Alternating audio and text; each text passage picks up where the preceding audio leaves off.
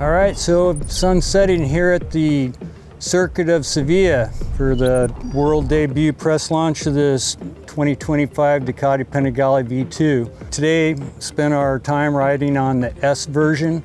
There's two versions, as you know, a standard, and then this bike here is the S. Comes in at 19,000, 3,000 more than the standard version, but what you get is an upgraded suspension, high quality Owens fork and shock, also just a little less weight. It's one of those deals where you can save a little money and go with the Marzocchi fork and KYB shock and probably be plenty happy.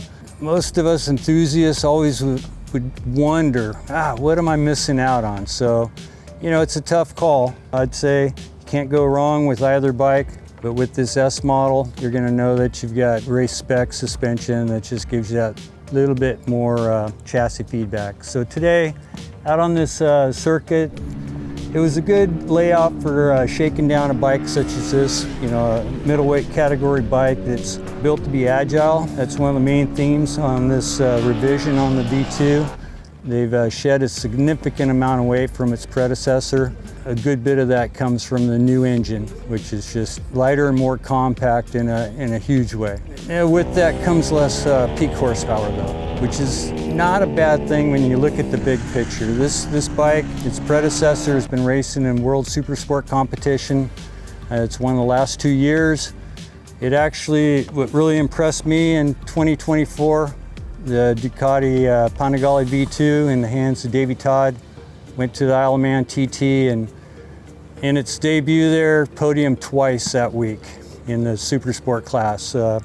Michael Dunlop was on fire. There was nobody going to beat that man's chase for history with TT wins. But the Ducati V2, first time we've seen a Ducati on the podium at the TT in decades, I'd have to say. It's just, you don't see them there, you don't hear them coming through the trees on the way to Ramsey. So really excited to see it succeed there and look forward to the future.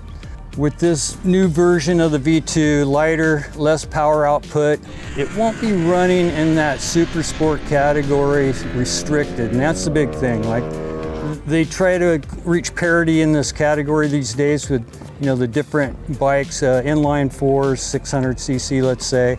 You got your triples, you know, Triumph's been in there for a while, and Ducati's been in there the past few years, but having to limit the peak output for parity.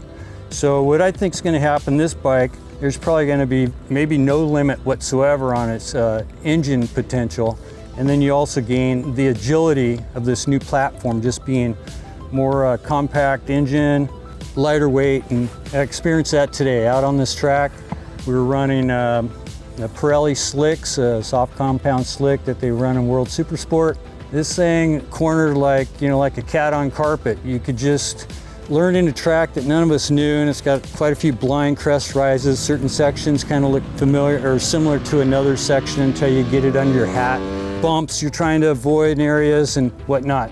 This bike made mid-corner line adjustments, came with ease. Trying to do the same thing on, let's say, a V4 Panigale would have been a workout, and perhaps even the V2 predecessor. So that was something that I noted like right away, getting up to speed. It's been a long spell since I was last on a racetrack, and I expected to suffer from arm pump after the first session of the day. With this bike, the riding position's a little more relaxed. They've raised the bars slightly from its predecessor. Puts you up here close enough to the bars, good leg room, and it made a difference. You know, 6 sessions and I'm not totally whipped. So that's something to say for a man that's 63 years old. I think the owners are going to really appreciate that aspect. They've made it a more, accessible, rider-friendly package that it's going to translate to the street exceptionally well in that regard. Several riding modes, wet street, road, race, and track.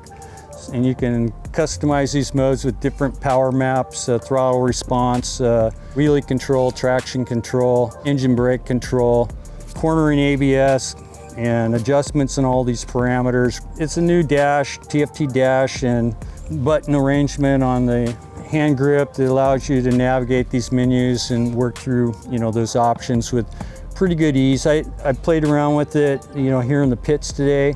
It's pretty intuitive, so I think people are going to appreciate the efforts made there. I think Ducati's, forging ahead into the future. This modern middleweight super sport category for track and street is just becoming very interesting. And this bike is just a natural evolution into that, where that category is going. So it's kind of strange to see a manufacturer reduce power output with an updated model. And you have to say, what the heck's up with that?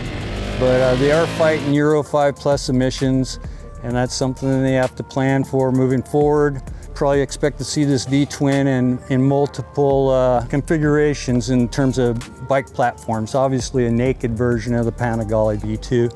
And we'll see what else we end up with moving down the road. So good stuff. Looking forward to Cycle World getting their hands on a production unit to test back home. Put it through its paces, comparison test against some of the other players in the category, road and track in depth. Today was just strictly track, just a brief impression of what's to come. So anyhow, hope you enjoyed our ride today here in Sevilla, Spain. We got lucky. It doesn't always rain in the plain in Spain, so take care.